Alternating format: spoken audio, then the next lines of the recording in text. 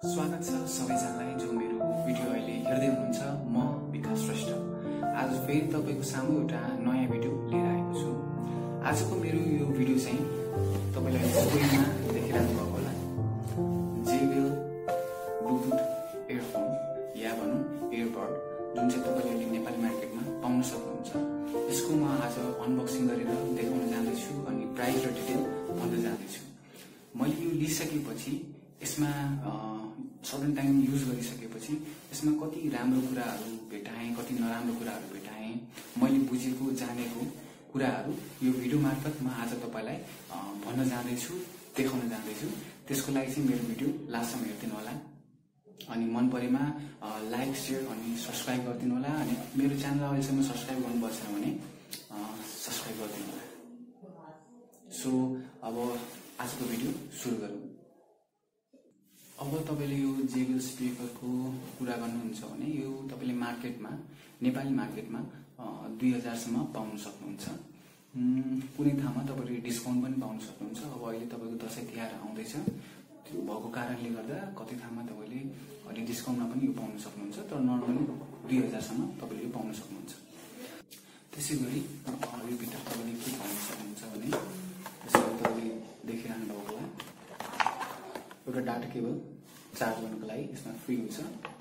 त्यसैगरी यसरी देखिरहनु भएको छ एउटा पावर ब्याङ्क।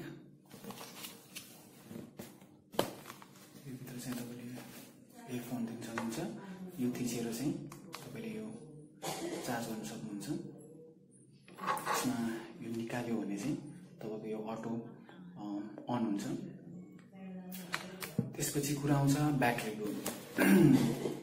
ब्याट्रीको कुरा गर्नुहुन्छ भने यसमा म्यानुअलमा तपाईले देख्नुहुन्छ होला 6 घण्टा तपाईको ब्याकअप दिन्छ भनेर, तर मैले युज गरेको अनुसारले यसमा 6 घण्टा चाहिँ दिँदैन। तपाईको लगभग 2 घण्टा 2.5 घण्टा जति यसले ब्याकअप दिन्छ।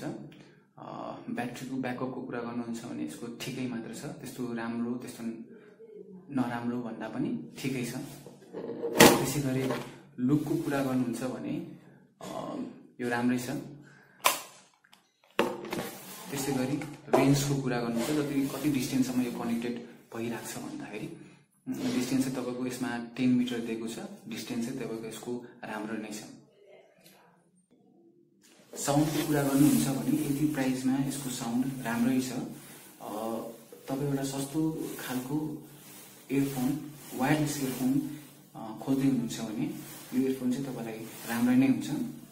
पर्सनली मलाई सोध्नुहुन्छ भने मैले यो युज सर्टेन टाइम भयो यसको युज गरेको। ओभरअल चाहिँ यो रेटिङ अनुसारले मैले रेट दिनु पर्यो भने 5 मा म यसलाई 3.5 स्टार दिन्छु होला। अब म लास्टमा जानुभन्दा अगाडि तपाई एउटा राम्रो अनि सस्तो खालको इयरबड खोज्दै हुनुहुन्छ, वायरलेस इयरफोन खोज्दै हुनुहुन्छ भने यो चाहिँ तपाईको लागि एउटा राम्रो अप्सन हुन सक्छ। आजको मेरो यो भिडियो तपाईहरुलाई राम्रो लागेमा, मन परेमा लाइक, शेयर अनि सब्स्क्राइब गरिदिनु होला। म फ्युचरमा अझै यस्तै राम्रो भिडियोहरु अनि नलेजेबल भिडियोहरु लिएर आउने कोसिस गर्छु। त्यसको लागि चाहिँ मेरो च्यानललाई सब्स्क्राइब गरिदिनु होला। धन्यवाद।